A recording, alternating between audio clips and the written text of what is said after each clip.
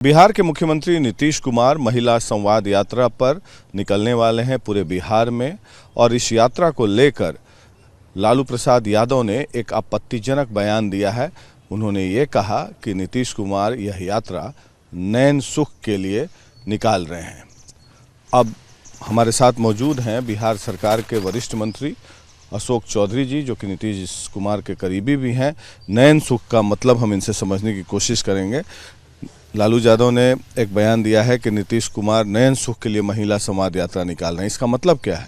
देखिए, एक तो है कि अगर हम फर्स्ट हैंड अगर इस बयान को देखते हैं तो एक तो है कि इससे नीतीश कुमार के प्रति ईर्ष्या और द्वेष की भावना दिखती है।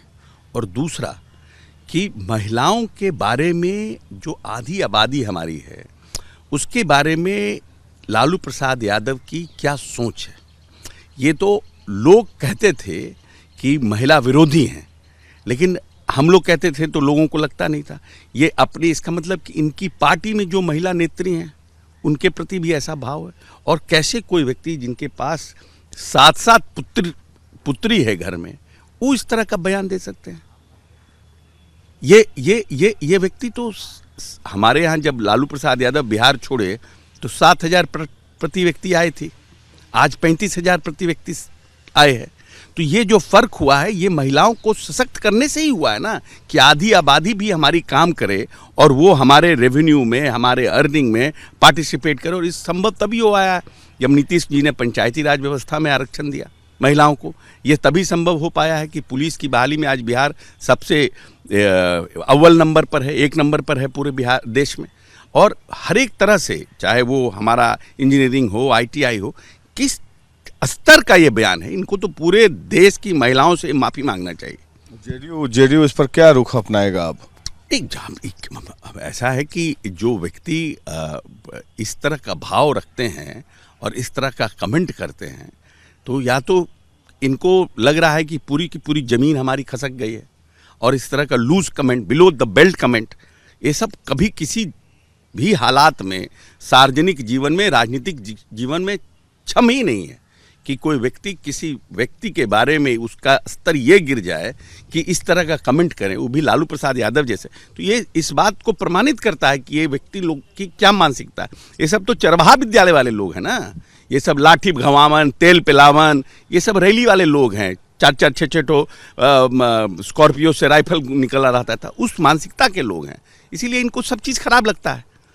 और दूसरी बात कि उन्होंने आज एक और बयान दिया है कि इंडिया गठबंधन का जो नेतृत्व है ममता बनर्जी को सौंप देना चाहिए, कांग्रेस को छोड़ देना चाहिए। तो क्या ये अब इंडिया अलायंस में भी एक तरीके से रिफ्ट हो रहा है?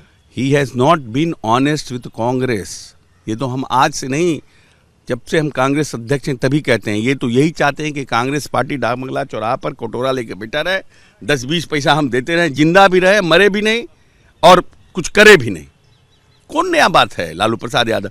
ये तो अल्लाह कमान को समझना चाहिए ना कि किस तरह का ये बयान देते हैं, किस तरह का what loyalty and what kind of commitment and what kind of alliance he is having. इतने दिन से लालू प्रसाद यादव को कांग्रेस ढो रही है, पूरे बिहार में ख़त्म हो गई लालू यादव के चलते।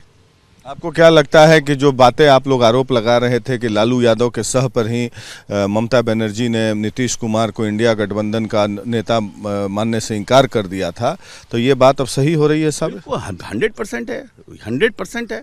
आप देखिए, जब ममता जी इंडिया का हुआ था, ममता जी आई थी तो सबसे पहले लालू प्रसाद यादव जी के यहाँ गई थी। जबकि एफर्ट किसने किया, पेन किसने लिया? सब पूरे राज्यों में घूम घूम करके नीतीश जी और जो इंडिया गठबंधन का निर्माण किए।